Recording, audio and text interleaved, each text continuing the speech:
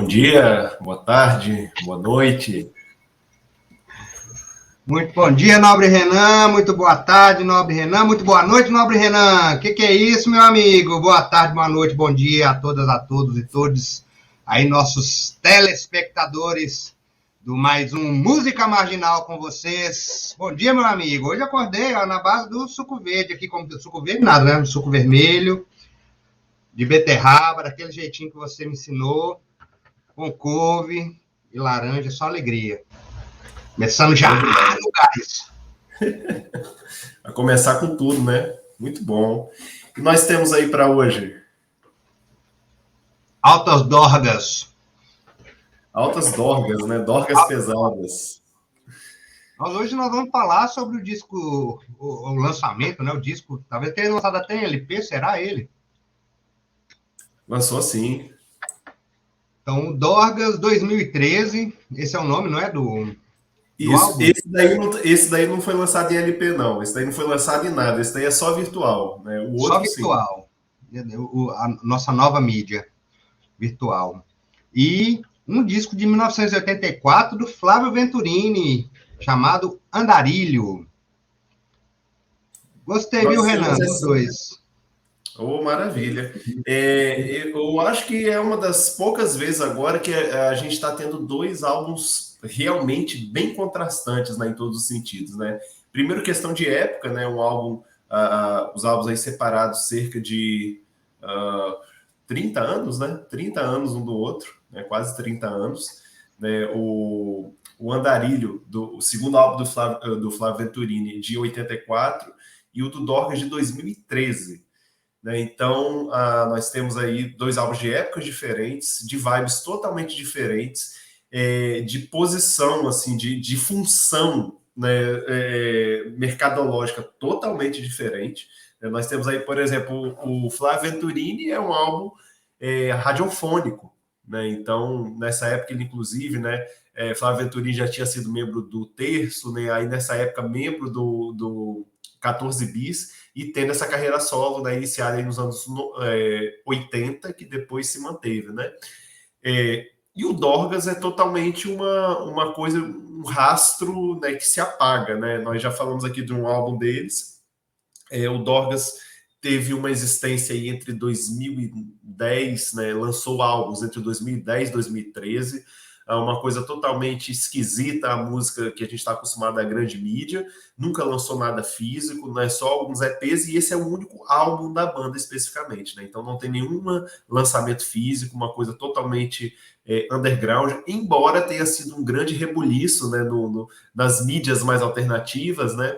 E logo depois do lançamento desse disco eles se desfizeram, e aí depois, né, alguns dos integrantes, né, formaram os Séculos Apaixonados, que lançou 3 álbuns e também se desfez, né? Então, você vê aí que são trajetórias bem distintas, né, dos dois álbuns, né? O segundo álbum do Flávio Venturini e o único álbum do Dorgas, que foi seu último lançamento antes da finalização da banda. Né? Então, a gente vê aí contextos totalmente diferentes, né, do formato álbum. Né? O álbum do Dorgas é um dos únicos de toda a lista que foi lançado apenas no formato virtual. Né? É um álbum, inclusive, às vezes até meio difícil de você achar informações sobre ele e tal. Né? Você encontra ele, obviamente, no YouTube, né? Mas é um disco assim, meio difícil, né? Aquela coisa bem da pós-internet, da pós-modernidade, né? Que a gente...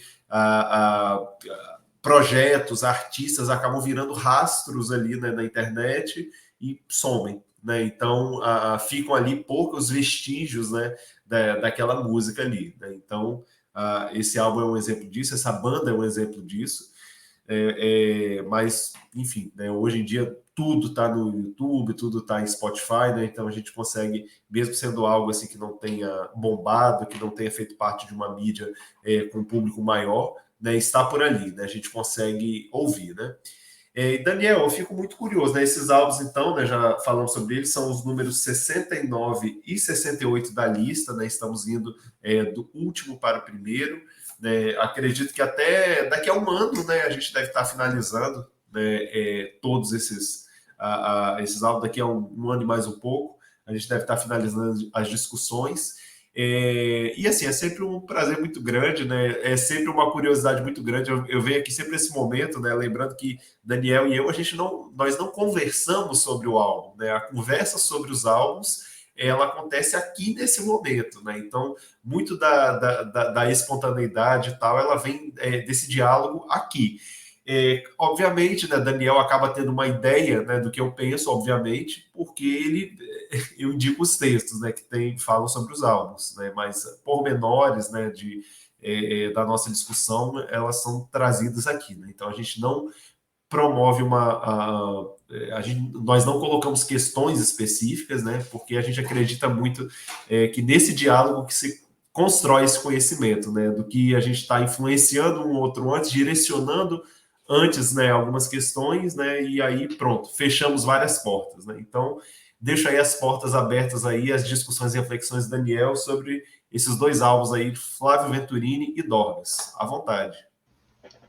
É isso aí, meu amigo Renan. Por um mundo sem roteiro, a gente só tem o tema, né, e fica observando o que acontece aí na experiência. É uma gratidão imensa sempre, né, poder falar sobre essa maravilha, né, essa sacralidade que é a música, uma alegria imensa. Você sabe que eu estou ainda mais feliz, né? Porque agora, assim como você, assim como nosso amigo Cláudio Palheta, eu também sou mais um adepto dos discos de vinil, consegui resgatar os que tinha em casa, e agora sim é que o bicho vai pegar. Ô, glória! E é isso.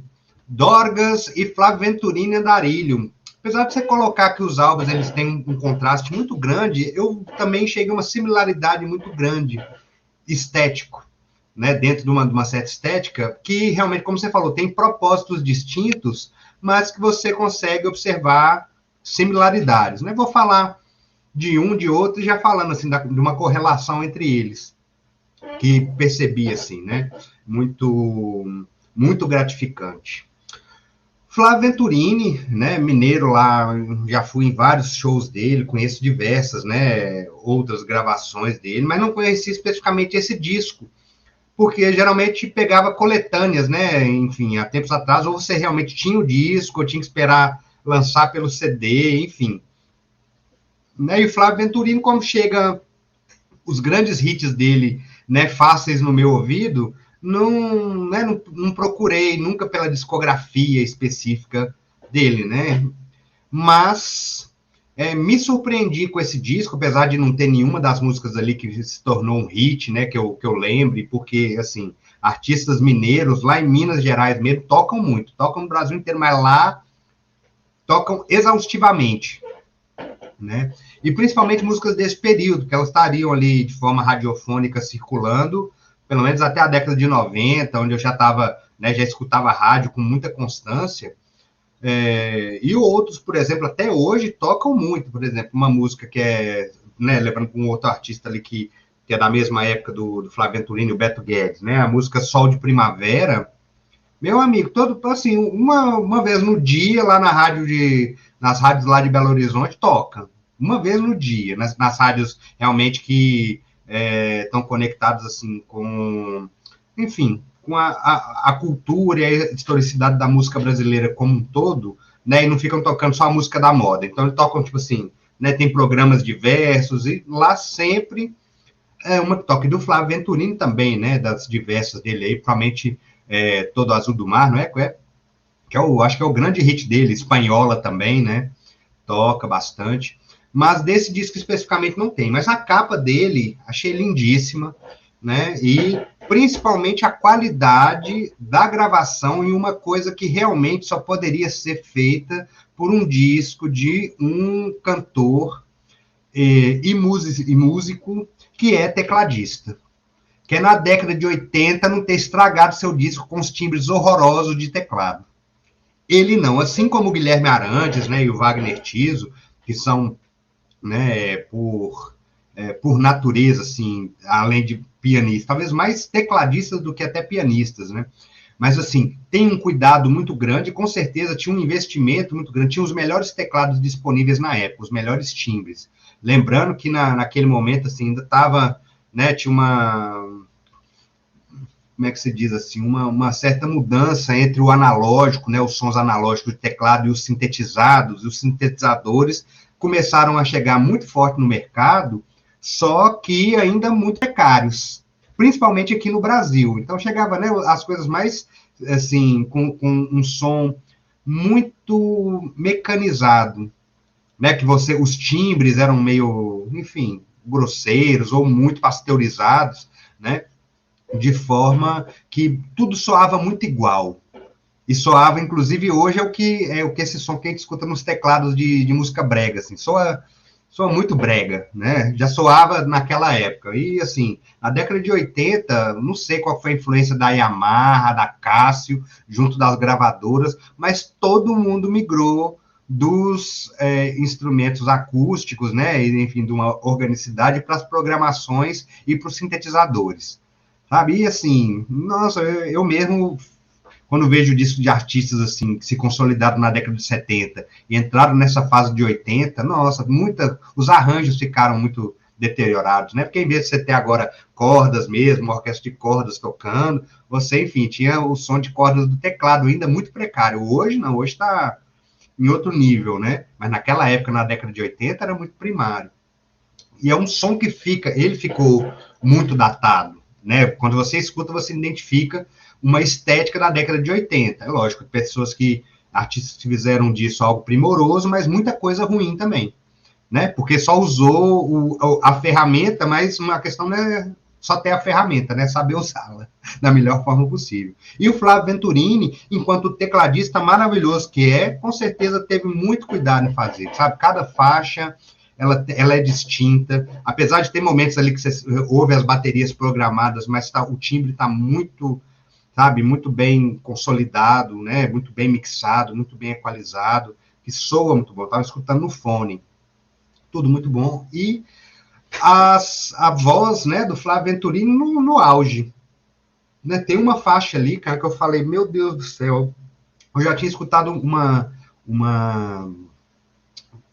música que você bem conhece, né, Nascente, do Clube da Esquina, que é o Flávio Venturini com o Milton. Falei, cara, a voz dos dois juntos é um timbre, assim, magnífico, né, que você escuta. Aí, eu nunca mais tinha escutado, assim, especificamente em discos de estúdio, gravações de estúdio, a junção do Flávio Venturini com o Milton. E tem uma faixa aí, cara, que quando eu escutei, eu não estava nem prestando atenção na letra, Renan, pra você ter uma ideia. As letras, assim, não me pegaram, não. Meio pós-hip, assim, e tal e coisa, mas, assim, a melodia, o timbre de voz, né, do Flávio Venturini, ali sempre com um falsete, né, muito seguro, principalmente naquela época, né? Depois eu fui show dele nos outros tempos, enfim, mas é o fluxo mesmo, né? Gravação em estúdio, muito distinto de apresentação ao vivo. Mas, assim, qualidade total. E esses timbres, né, muito bem utilizados, além de que vai mesclando, né, com instrumentos acústicos ali, então tem momento tem o violão e o teclado, sabe? Mas tudo muito bem equilibrado, muito bem gostoso. Assim. Se você for trazer, né, uma tradução, uma intersemiótica dos timbres, né, música que a gente usa para fazer uma distinção do som com cores, né? Ou seja, o timbre de cada instrumento for uma cor, esse é um disco extremamente colorido, é um arco-íris timbrístico, sabe? Lindo, lindo só pelos timbres, pela voz do Beto Guedes, de falar que as letras em si mesmo não me pegaram assim, né? Eu fui vendo assim, porque eu vou escutando a letra e falo, que viagem, que esse cara tá falando, sabe? Igual ele tava, vou pro deserto na Espanha e tô não sei aonde e tal, e penso em você. Eu falei, não, tá... Deixa eu prestar atenção na voz aqui e na parte especificamente musical, que tá linda. Então, me pegou mais nesse sentido. Já o Dorgas é aquilo, é para provocar, né? Para provocar alguma coisa na pessoa, que nem que seja, né, assim, um estranhamento. Talvez, muito grande. Tem muita coisa ali que é bem estranha. Né, que você não identifica muito bem a letra, você tem que prestar bastante atenção para poder ver. Aí você fala assim, da mesma forma, essa letra não tem nada a ver, né? Mas assim, mas é isso, é provocar justamente a curiosidade, a atenção, e também usando, eu fiquei na dúvida, assim, se o Dorgas era um disco sério, querendo remeter, inclusive, a uma estética oitentista, né? Que por isso eu faço essa conexão com o do Flávio Venturini, que ele é específico da época, mas, né, o Dorgas vem com essa estética retrô, né? Querendo dar ares ali, né? E fazer referências a esses timbres de teclado, né? Enfim, e outras rítmicas da década de 80. Ou se ele é um disco de caricatura, sabe? Ele tava ali para zoar essa estética da década de 80, né? E tipo, né, provocar, porque tem coisa assim que tem hora que fica parecendo uma música da Madonna, mas assim, toda distorcida, um negócio, sabe? Estranho, eu falo assim, olha, os caras tá, isso aqui não é sério não, isso aqui a galera tá tirando onda. Aí me deu essa dúvida, mas é isso, eu adoro o disco que provoca dúvida, que tipo assim, já não é fácil de, chegou e falou assim, já entendi, já sei o que é, né, o formato, já entendi o formato.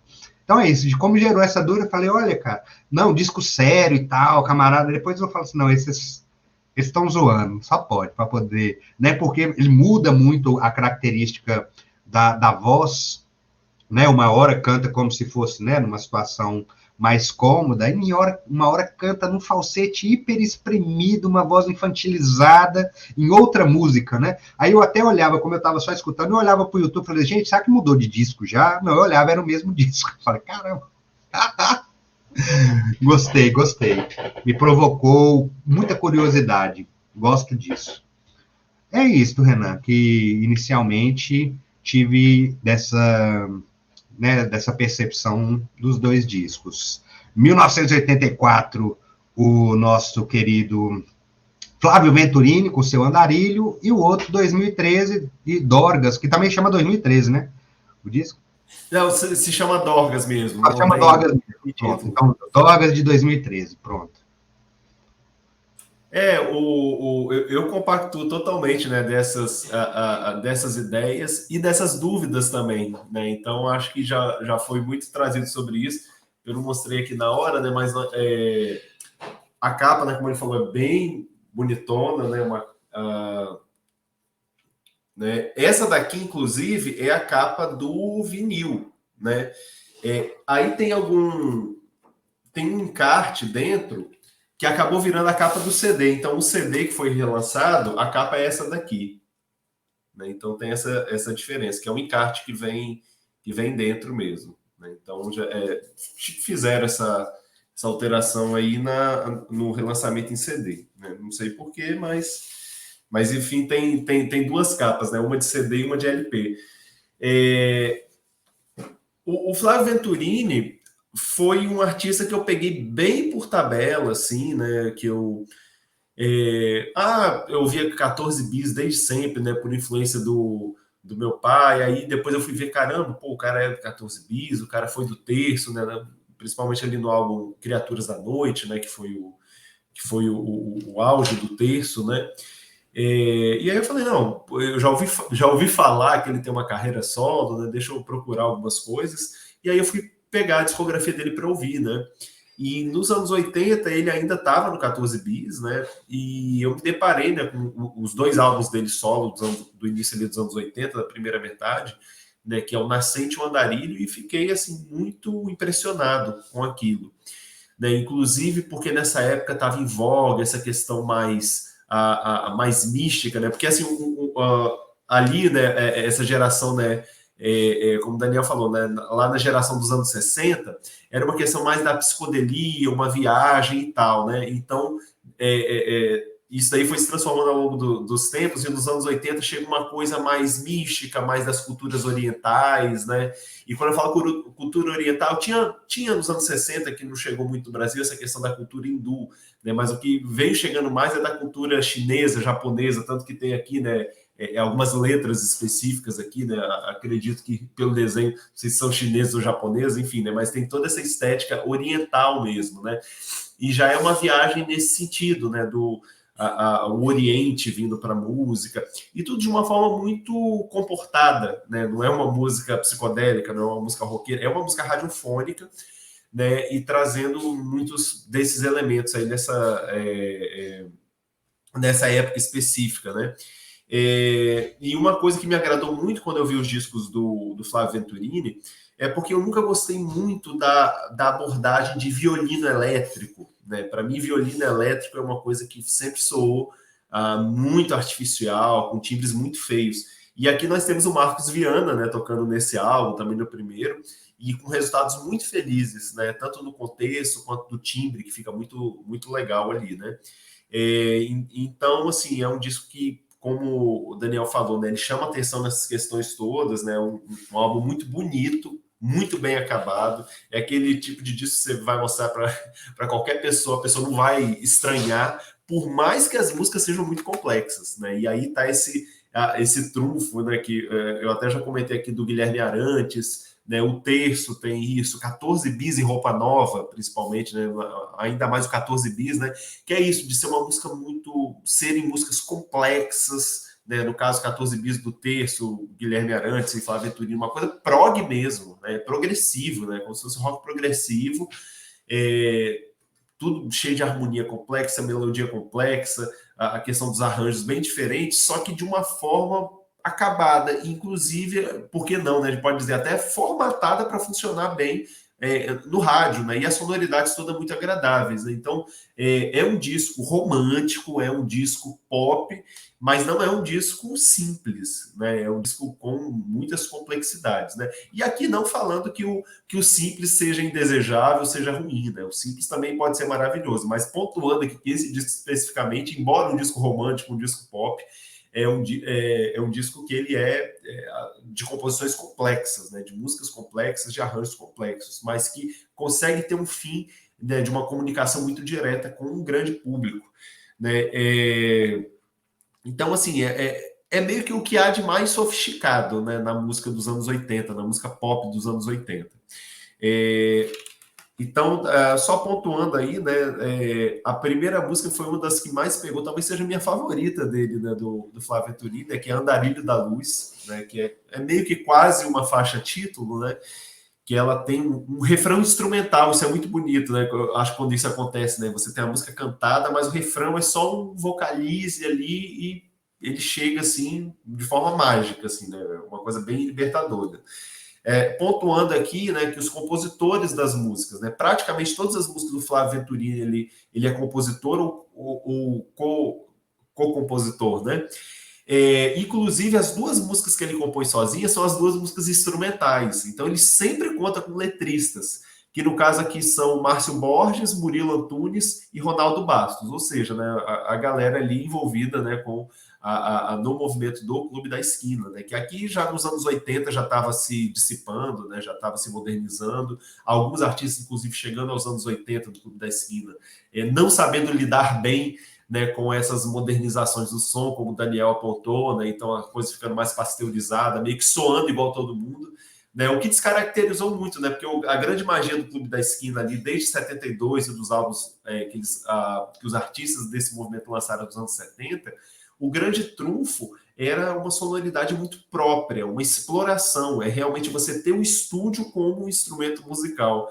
E já nos anos 80, meio que foi ficando tudo igual, né? Já comentamos aqui o disco do Beto Guedes dos anos 80, né, que já tem uma sonoridade meio que parecida com todo o resto, embora ainda arranjos e composições muito originais. E o Flávio Venturini é um cara que ele já iniciou essa carreira solo dele nos anos 80, né?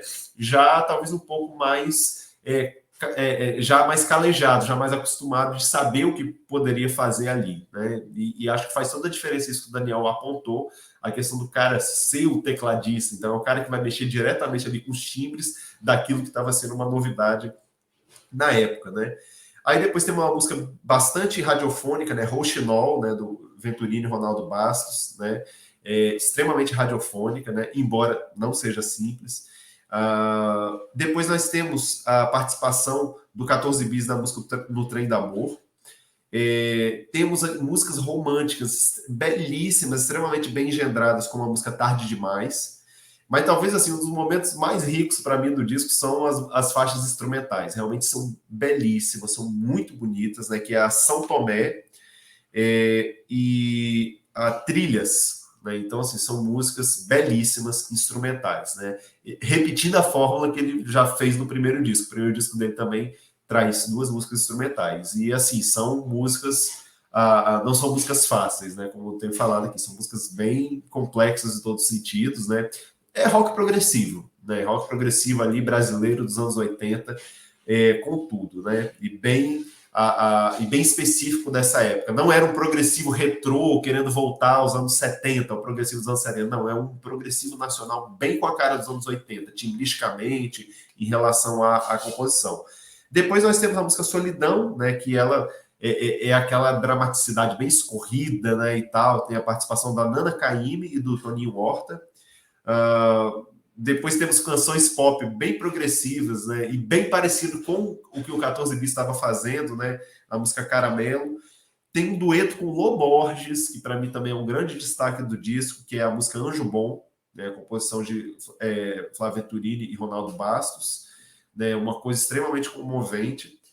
O dueto com o Milton Nascimento, né? Que tem aquela coisa bem arrastada, bem profunda de muitas músicas do Milton, né? Que é a música Emanuel. A única composição que não é do Flávio Venturini, né, que é Michel Colombier e Murilo Antunes. E aí finaliza, né? A gente sabe que isso, né, o pessoal joga já a toalha antes, né? Então no final, né, isso é uma coisa mais que normal, né? Deixa algumas das músicas mais amenas, mais ou menos assim, né? São as 2 faixas finais, né? Então, assim, acho que basicamente é isso, né? Algumas informações, né? Então, é um disco, assim como o disco anterior dele, né? O Nascente, que ele vem muito dessa perspectiva dos discos do Clube da Esquina. Então, você tem ali uma rotatividade de músicos, né? Que coadunam com aquela linguagem musical. Você tem participações especiais aí de grandes artistas do gênero, né? Então, essa coisa, o pessoal às vezes acha que esse negócio de feat é um negócio novo, né? E tal, de chamar convidados para cantar junto, fazer clipe junto, mas isso é bem antigo e o Clube da Esquina fazia isso desde sua gênese, né? Então, todos os discos dos artistas do Clube da Esquina sempre tem uma rotatividade grande de músicos, né? Que eram vistos como ele, como o cara que vai trazer identidade sonora, e não só um sideman, só alguém que vai chegar ali e vai acompanhar. Não, é esse baterista, porque ele vai ter uma pegada que vai funcionar nessa música. E sempre com essas participações, né? E esse disco aqui já com muitas participações, né? Então é isso que eu tenho para falar. Diga aí. Que é isso, né, que você falou. Parece que agora essa questão de coletivo é uma novidade, né? Que antes era só conjunto, né? Era só banda, mas não. Você vê Novos Baianos, né? A própria galera da Bossa Nova, né? Que também se articulou muito bem nesse sentido. E principalmente o pessoal do Clube da Esquina. Era um coletivo, né?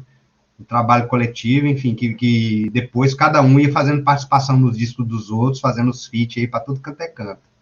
E shows juntos depois, né? Muito tempo assim, shows, até, enfim, até hoje em dia. Esse show do Milton agora que tá, né, que o show de despedida dele, provavelmente, dependendo do conteúdo, pelo menos lá em Belo Horizonte ou aqui no Brasil, deve contar com essas participações, sabe? Que é uma grande celebração, né? Então, toda essa galera aí, principalmente os cantores, né? O Lô Borges, o Flávio Venturini, né? Que são parceiros aí, ó, de longa data. É isso, Renan. Deixar a recomendação aí, então, pro pessoal, né? Escutar esse disco Andarilho, do Flávio Venturini e Dorgas 2013. Aí ficou sua pergunta no ar, né? Dorgas. É uma coisa séria? É uma coisa zoada? Eu acho que pode ser uma coisa e outra, e eu acho que eles querem deixar isso meio que em aberto, embora no fundo, né? No fundo eles vão saber o que eles querem de verdade. Recentemente tivemos aqui uma entrevista magnífica de 3 horas de duração do nosso produtor aqui, o Cláudio Palheta, com o Rogério Skylab. Ele entrevistou o Rogério Skylab. E isso é uma coisa que ronda muito a obra do Rogério Skylab. E ele sempre fala, né, ele sempre faz questão de frisar. Nessa entrevista, ele falou uma coisa muito interessante, que o que mata o artista é a folclorização. Né? Ele até citou o Serguei, né? E ele falou que é uma coisa que sempre tenta fazer com ele, que é o quê? Você transformar o artista em uma caricatura. Embora, talvez, a arte que ele faça tenha todas as credenciais né, de ser uma caricatura, né? Então, isso ele falou na entrevista aí com o Cláudio, foi muito interessante, porque a gente vê, né, e, inclusive isso é uma coisa que é tratada de uma forma bem profunda e complexa no filme do Coringa, né? Que é isso, né? Você tem uma sociedade que fala, a sociedade é assim, essas são as pessoas vencedoras, é disso que você ri, é isso que você consome, mas na verdade a sociedade é muito mais do que isso. Né? Então, o Rogério Skylab, por exemplo, ele fala que ele faz uma arte, mesmo uma arte, como ele até frisou na entrevista, né? A música brasileira sempre, por mais contestadora que fosse, sempre foi muito higiênica, né? Sempre foi muito respeitosa, cheio de nome tóxico. E ele vem com uma arte que é séria, né? A arte que ele faz é séria. Né? Então, a todo momento, ficam querendo transformar ele num cara meio doido, meio engraçadinho. Né? A mídia quer fazer isso o tempo inteiro. E isso é o que ele sempre rebate na tranquilidade, né? Assim, ele rebate sem precisar rebater, né? Trazendo as reflexões dele sobre isso. E eu acho que o Dorcas ele entra muito nessa questão, né? De não ser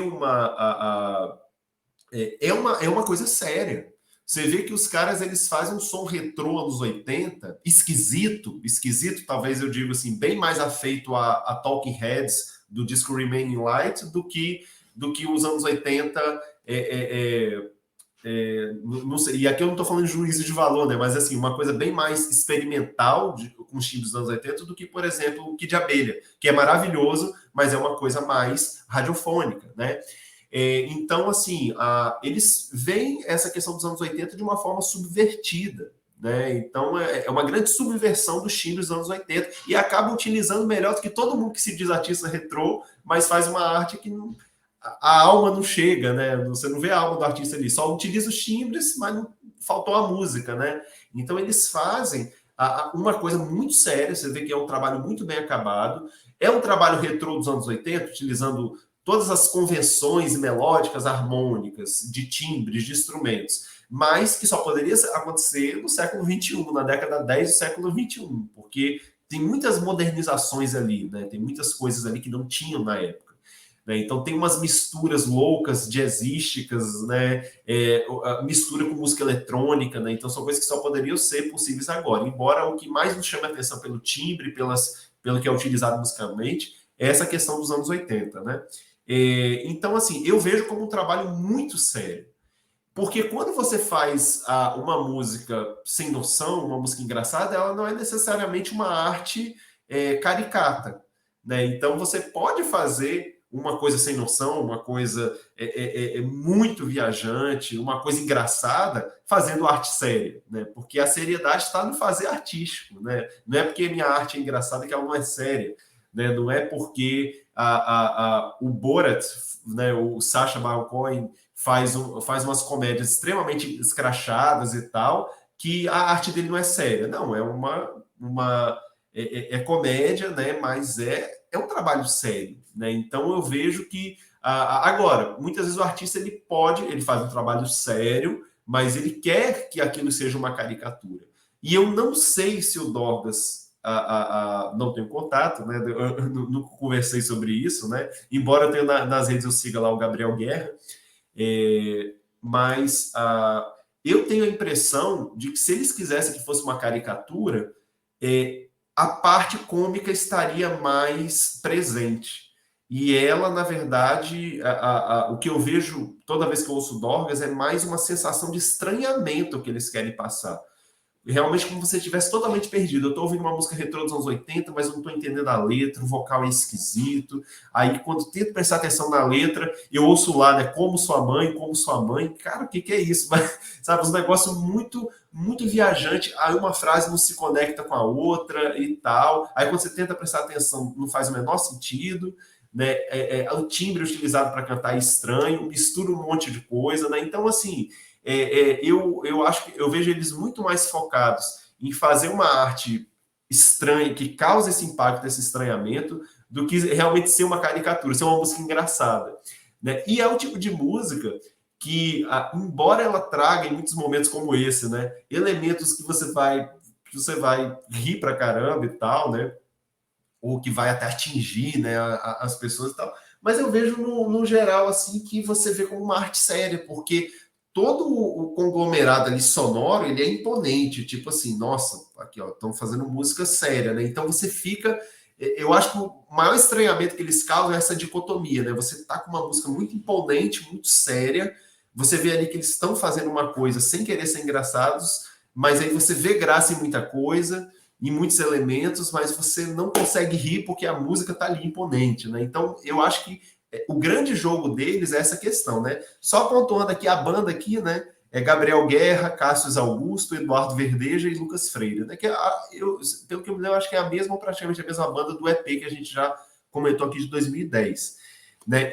E o que a gente mais vê ao longo desse disco, né? Até respondendo, dando minha ideia sobre isso que o Daniel falou, é que é um disco que ele vai ser feito de extremos, né? Então ele é feito de... ele é construído a partir de antíteses ali, né? Então, por exemplo, ele tem uma sonoridade extremamente cristalina, mas é muito confusa ao mesmo tempo. É um disco extremamente dançante, mas cheio de descontinuidades rítmicas.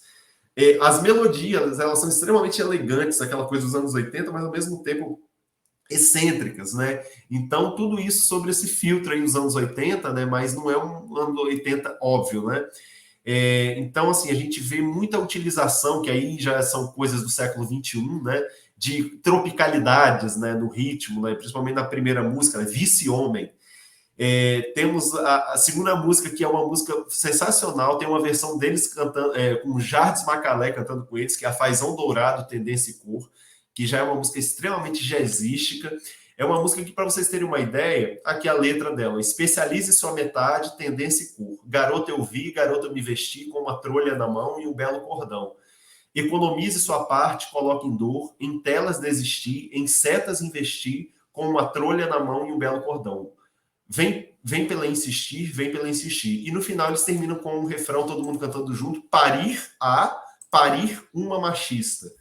Né? Então, são letras como se fosse quebra-cabeças, que você pode ter milhões de significados. Já falamos aqui várias vezes, tanto dos Séculos Apaixonados quanto do Dorgas, em relação a isso.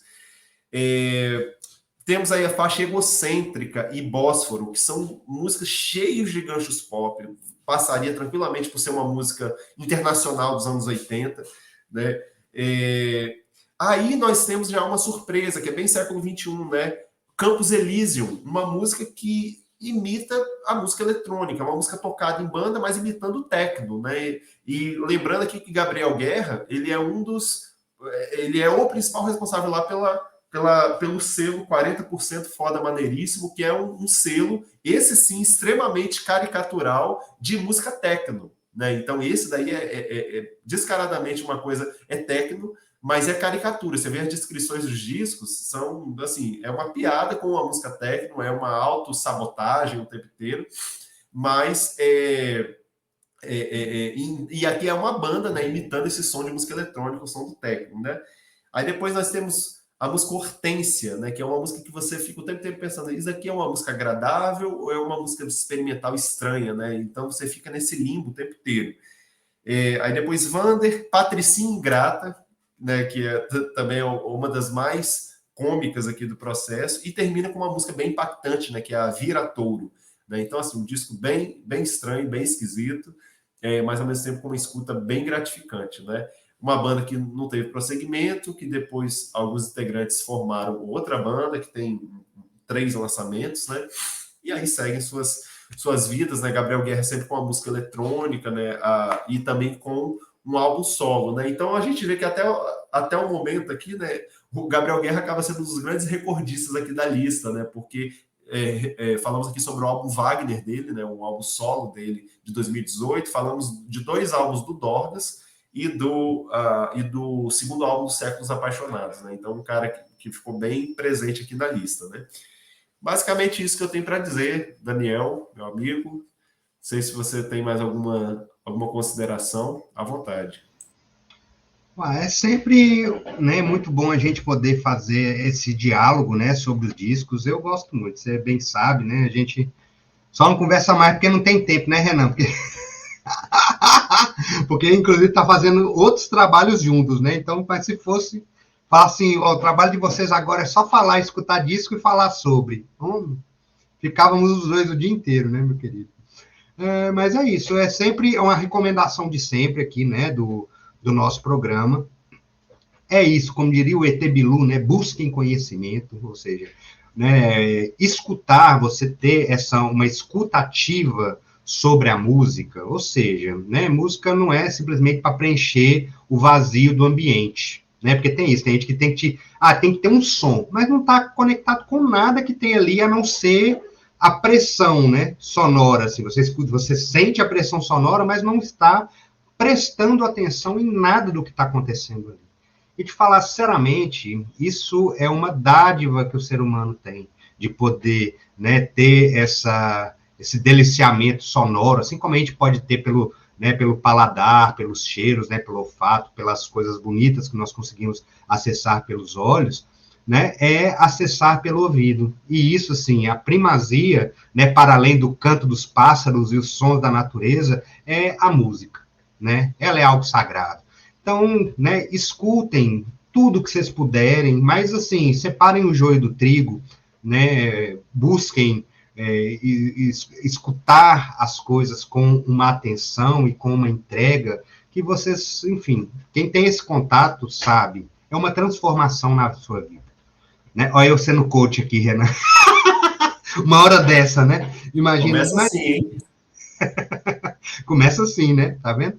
Mas é isso, assim, escutem, né, o que a gente vem apresentando aqui. São recomendações, como o Renan já apontou várias vezes, né? É uma seleção bastante subjetiva, ela tem uns fatores objetivos, né, os critérios que ele estabeleceu para poder fazer essa seleção, mas é isso. Antes de tudo, é uma paixão por essas músicas, né, que é aquilo, paixão, ela tem, né, ela vai para todos os lados, né, ela tem diversos polos, então tem momento que você está, paixão e ódio, né, estão muito próximos, e paixão e uma adoração também estão muito próximos. Então é isso, tem disco que você escuta, né, e se agrada mais, ou tem uma primeira audição, assim, já logo se apaixona, ou enfim, precisa passar 10 anos para você ter uma outra escuta, ou escutar 3, 4, 5 vezes, para que você consiga acessar aquilo, mas desde que ela lhe provoque algo, e não fique só preenchendo os espaços vazios, né, mas que realmente possa construir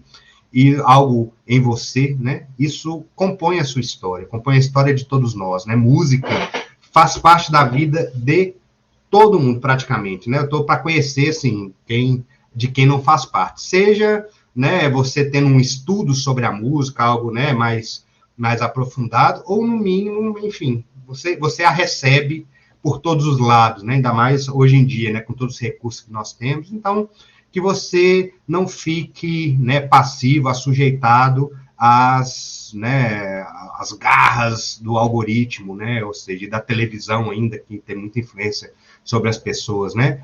Busque você mesmo autonomia para poder saber quais são seus gostos musicais, né? Quais são as músicas que te apetecem. Para isso, você tem que ter esse perfil, né, assim, no mínimo, né, pelo menos que seja a ponta do iceberg desse perfil arqueológico que a gente está buscando, né, apresentar aqui, ou seja, você tem que ir atrás do material, não adianta ficar esperando o algoritmo te trazer, né, porque senão vai te trazer sempre as mesmas coisas e você não amplia, né, a sua fluência cultural, né, que é uma das maravilhas que a gente pode ter, ainda mais hoje com os recursos, através da internet, né, porque antes, né, ou ainda alguma outra coisa, né, Renan, a pessoa tinha que, enfim, comprar um CD, né, ter um aparelho de som para poder fazer isso, mas hoje, né, enfim, o celular está bastante difundido, internet numa situação ou outra você consegue, enfim, e aí consegue ter acesso a um mundo que os streamings hoje também nos permite, tem muita coisa disponível, muita coisa que há 20 anos, né, a gente nem sonhava em ter acesso. Então tem um campo aberto, né, de uma diversidade imensa musical que você pode explorar, né? Então esse é o grande, né, o grande incentivo que a gente quer trazer aqui com o Música Marginal, né? Como diria o ET Bilu novamente, busquem essa música, né? Busquem conhecimento, né? Melhorem enquanto pessoas que todos estamos precisando. E Renan, recomendar, né, para que sigam o nosso canal, sigam, né, lá nas redes sociais, @música marginal, @NE300, portal NE360, e também aqui no YouTube, né, siga e compartilha e curta. Se não gostou também, envia para os inimigos. O importante é fazer circular. Conte-me, Renan. É isso, então, só agradecer mais esse momento, né? E é isso, né? Vamos explorar cada vez mais, porque há muita música que é a música da nossa vida que está perdido por aí, né? Só cabe a nós buscar, procurar, explorar, né? Um ótimo exercício de autoconhecimento. É isso, então. Valeu demais, Daniel. Valeu demais, Cláudio Palheta. Sextou. Cláudio Palheta, sextou, meu amigo Palheta! Tchau, pessoal. Até breve.